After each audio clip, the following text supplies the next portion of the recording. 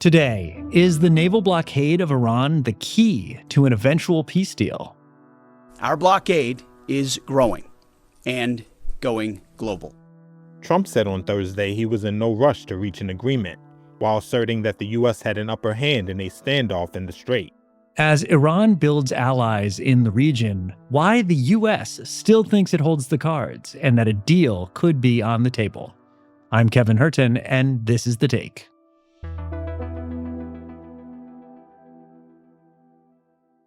Hi. So before we continue with today's show, remember to leave us a comment. We do read them, and it does help us shape future episodes. What do you think about this topic? Do you think a deal is imminent? Do you think war could come back sometime soon? Let us know. And remember, if you're on your favorite podcast app, please leave us a 5-star rating. It does help people find the show. My name is Osama bin Javaid. I'm a senior correspondent for Al Jazeera English. I've just come off a flight from Islamabad, and I'm talking to you from Doha. Well, Osama, welcome back to The Take. What has it been like in Islamabad these past few weeks? It seems like the center of the universe.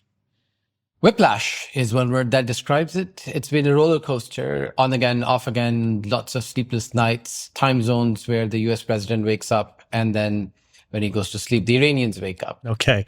Lots to talk about, but maybe we start with kind of a reset here.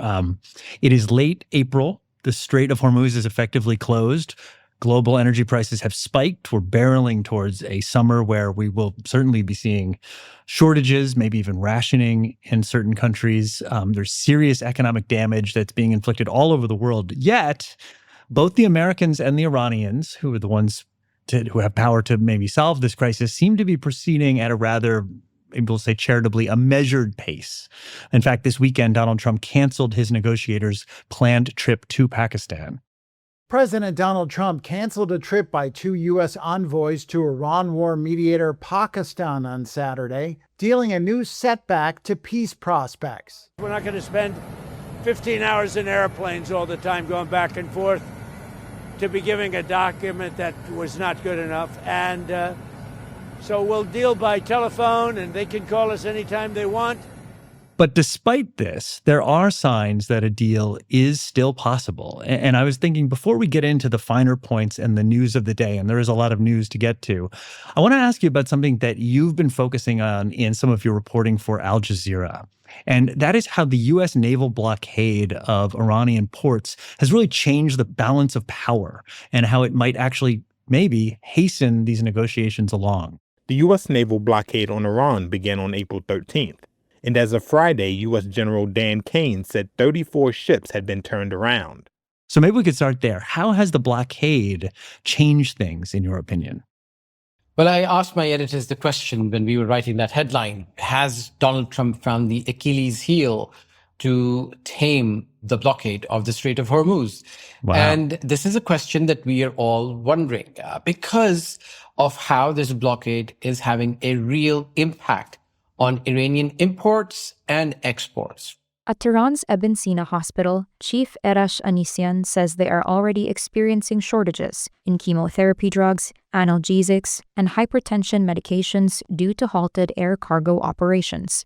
Disruptions to petrochemical production could also affect the hospital. Remember, let's rewind to the Strait of Hormuz, which was open before the United States and Israel decided to attack. And then you saw the shifting goalposts that the US president wanted the Ayatollah gone, an end to the nuclear program, and to the ballistic missiles program, and a complete surrender. And now it is focused on the Strait of Hormuz. And what he's done right after the Iranians blockaded it, well, he's put his own ships just on the outskirts of that in the Arabian Sea, so that every ship going in and coming out is being questioned by the US Navy. That doesn't mean that it's a complete blockade. There's dozens of ships that have gone back and forth despite this blockade, but it does goes to show that he has now control over it. And if he wanted to exert more pressure, he has a lot of tools at his disposal that would expedite that blockade. Having said that, it is going to be very difficult as well, because there's so many ships that the U.S. Navy can board. There's so many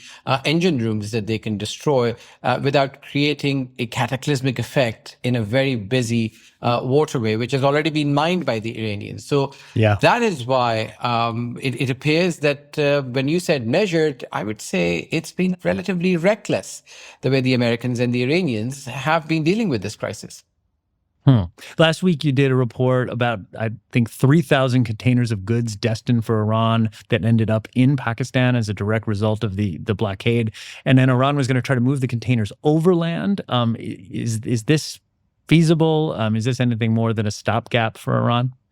Well, that was about 4 days ago when we broke the story on Al Jazeera, and now it seems like everybody's followed. And there's a special notice that has been issued by the Pakistani customs that now these goods from third parties will be able to navigate their way through to Iran. And there's a number of routes that have been announced. So it appears that there is headway in that. The Iranians, because they're feeling the pinch, there's a lot of ships that were going to go through to Iran, but they dropped their cargo on Pakistani ports, including Gwadar and Karachi. And it appears that those transshipments are going to find a land route to enter Iran. But the interesting thing is that this is not the only way. If you look at the northern border with Turkey, the port of Mersin, I've just been told by some marine agencies, is also being used in a similar fashion, where transshipments destined for Iran would be going to these ports and making their way by land. It's going to be slower, more expensive, and it's going to take a lot of red tape. But it appears that there are alternatives available. And if anything, this could have been the catalyst to go through all of those routes across Central and South Asia that you probably would not have heard of. Okay, so we mentioned that Donald Trump canceled Steve Witkoff and Jared Kushner's trip to Pakistan. But the Iranians, and specifically Foreign Minister Abbas Araghchi, have been racking up some serious frequent flyer miles in the past few days. Araghchi went to Pakistan. He then went to Oman and back to Pakistan. And now he's in Russia, St. Petersburg, Russia. Well, Iran's Foreign Minister Abbas Araghchi has met with Russian President Vladimir Putin in St. Petersburg. The visit is part of a diplomatic push to bring an end to the war with the U.S. and Israel. President Putin has pledged to do everything in the interest of Iran and to halt the Middle East war. This is a new twist. What role do you see Russia playing here? Well, I think the Russians have been trying to claw back their relevance into this because remember, Russia has been an Iranian ally. Look at all that they did in Syria together. So Russia, through the Syrian crisis, was able to find a foothold back into the Middle East. And also, not all the times in agreement with Iran. They did have their differences inside Syria, but they were partners during the rule of Bashar al-Assad. So now that the Russians want to get involved as well because of that historic context that I just gave you, but also the Russians also operate the nuclear power plant, the Bushehr plant in Iran. So it will be up to the Russians to try and navigate the nuclear minefield because that is a big question. Remember, the Americans want the Iranians to give up all of the enriched uraniums. Iranians say, well, that's not going to happen. And the Russians have said and have been rejected in their proposal that, well, there could be something that they could do there. They could go to Iran and help dilute the uranium, or perhaps take it away from the Iranians and keep it with them for safekeeps. I don't think that either of those options are really working right now, but it appears that they're back in the game and they want to have a say in this. And as you mentioned, that the Iranian foreign minister has been doing these rounds, you have to look at it now in a wider picture, that it is no longer just a conflict between the Iranians and the Americans. There's a lot of other players that are involved. So during the latest trip to Pakistan, the Iranians kind of clarified their positions on a framework that could permanently end the war. What would you say are the major sticking points other than the Strait of Hormuz? And you mentioned the nuclear issue, so you kind of covered that. But what are some of the other sticking points they talked about? Well, the immediate thing was before the first round, remember, there's just been such a flurry of news events that we did have a first round, a historic first round, where after the Iranian Revolution, the Americans and the Iranians for the first time at the highest level sat face to face. at the level of the US Vice President and the Speaker of the Parliament and their chief negotiators sitting face to face. So that was a big deal. But what happened is that after that first round, J.D. Vance, we were expecting that there's going to be continuity, but he immediately got up and left and said, well, this is our best and final offer, take it or leave it. The Iranians had said, even before coming there, that they want a complete ceasefire in Lebanon, right? They don't want the Israelis to carry on occupying more lands and continue to attack Beirut and other parts of Lebanon. Then there was the issue of frozen Iranian funds, billions and billions of dollars in many countries that are frozen in Iranian assets they do not have access to. Then there was the issue of the Strait of Hormuz, which has been, well, the Iranians going into the second round opened it, but then very quickly shut it again because the American blockade was there. And then there is the issue of the nuclear file. There are two nuclear issues. One is Iran building a weapon. Iranians have insisted they don't want to. They actually have a religious decree from the previous Ayatollah that they're not going to build a nuclear weapon. And the Americans insisting they want to see it in a way where they believe it. Vance said Iran chose not to accept American terms, including on nuclear arms. The simple question is, do we see a fundamental commitment of will for the Iranians not to develop a nuclear weapon, not just now, not just 2 years from now, but for the long term? We haven't seen that yet. We hope that we will. And the second nuclear aspect is the nuclear enriched material. Remember, when Donald Trump pulled from the Iran nuclear deal, the Iranians said, well, all bets are off. We're now going to start enriching uranium from 3% all the way up to 60%. And they've got enriched uranium, which is believed to be somewhere between 440 to 460 kilograms. And that is the bone of contention. The Americans want it out. The Iranian wants to keep it in. And the region essentially is watching a tennis match between these two sides. So if you had to sum that up, you'd say number one is a permanent end to the war, making sure that Israel and Iran and the United States don't immediately start bombing again in another 6 months. Then you have the Strait of Hormuz. They've said pretty clearly that they want to have some sort of financial stake in what goes through the Strait of Hormuz. That's one. That's number two. You have the nuclear issue and then some sort of sanctions relief or unfreezing of assets. I got that? Absolutely. And they also want reparations for the war damage. And there is one indication that they could ask the Americans to pay. The Americans could ask the Gulf states to pay, who've also been damaged, or this could all go away if the Iranians could charge a toll on the Strait of Hormuz. As we've said in our reporting, what the Iranians have done now is built that toll booth on the Strait of Hormuz. It's got three categories. One is friendly countries like Pakistan, some Chinese containers, some Iraqi ships who've gone through toll-free, no charge.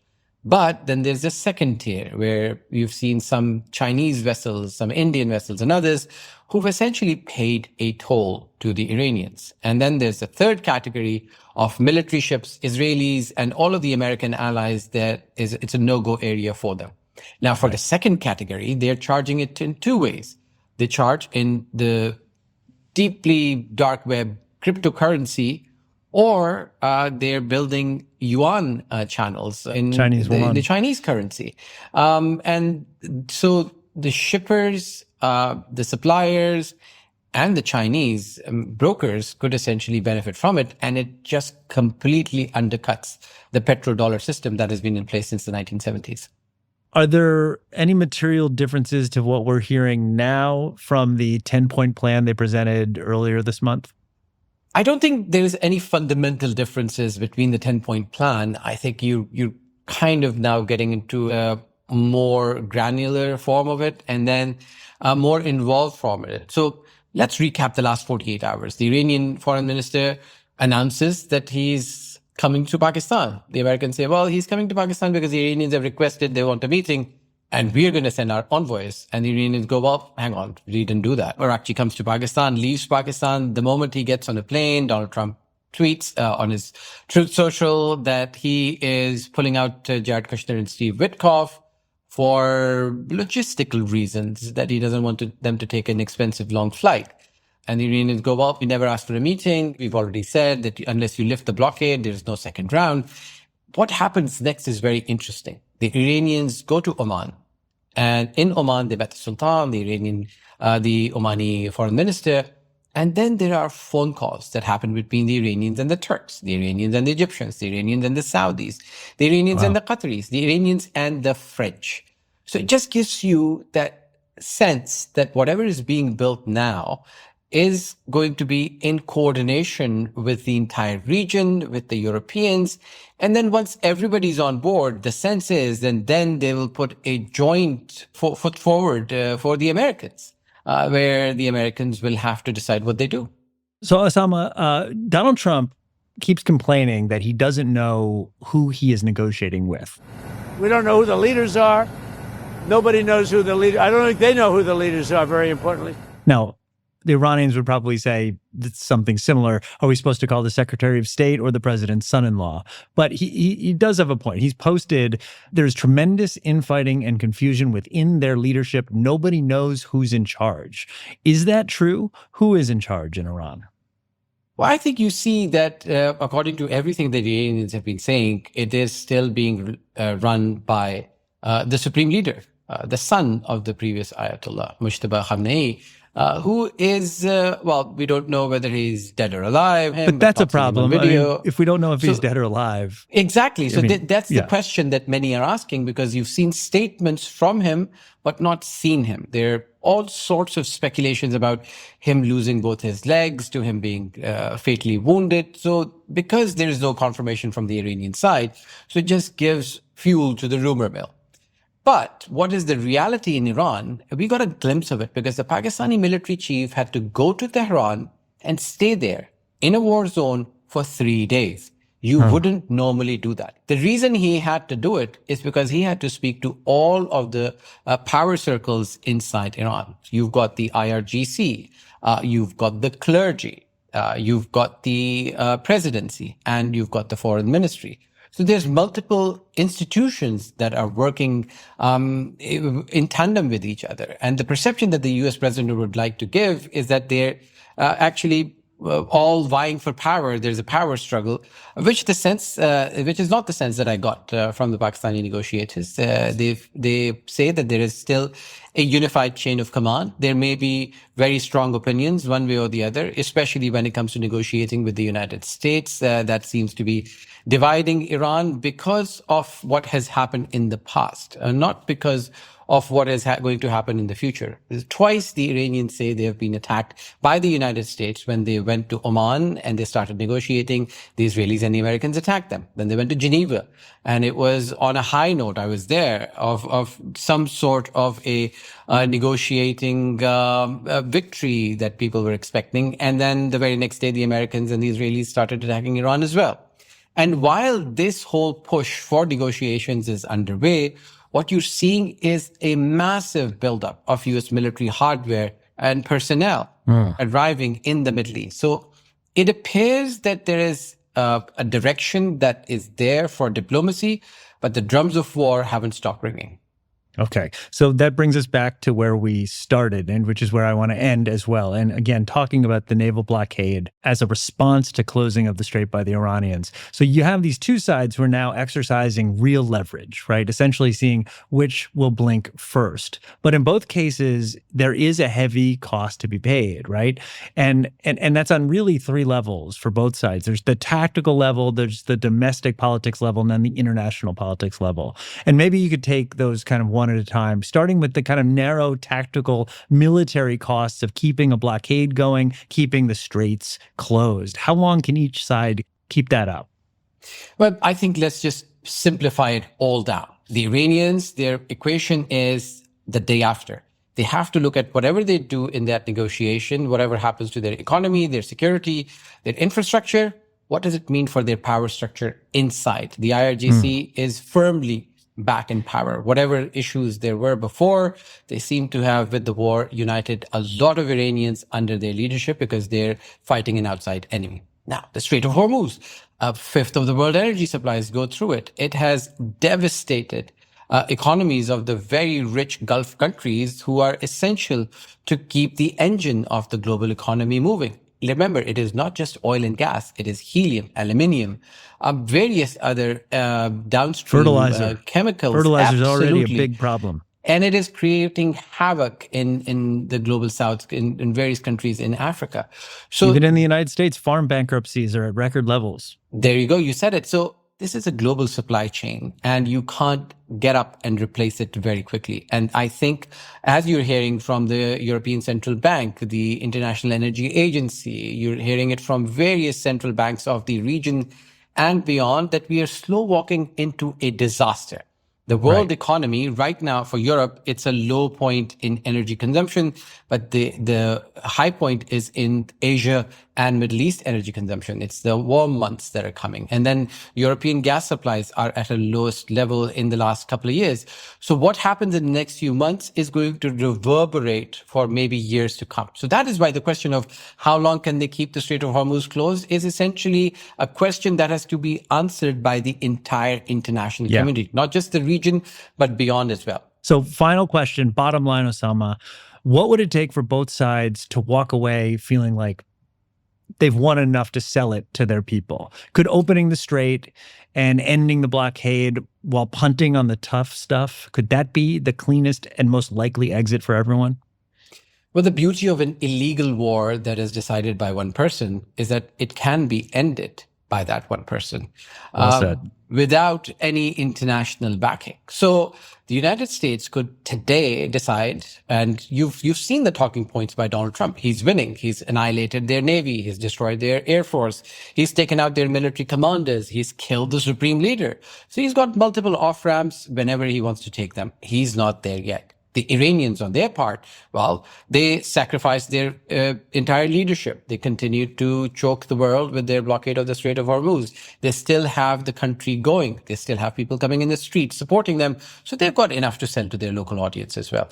The Gulf and the other wider international community, well, it's a lose-lose situation for them, whichever side comes on top. Because right now, what you're seeing in this agreement, as I mentioned, that because of those multi-layered international involvement, it appears that now the new shape that this framework will take, it will probably have the Middle East discussing the Strait of Hormuz with the Omanis in power, empowered to do those negotiations on their behalf. You'll have a security agreement with the Pakistanis will be in action on establishing security for the region. You'll have the Turks coming in in both of these spheres. Then you'll have the Chinese and the Russians playing their role as global mediators of global energy supplies, the big consumers as well as producers. And then there's the United States, because it's not what is at stake for the U.S. credibility and future longevity in the region. Go back to the United States itself with higher fuel prices, a fertilizer crisis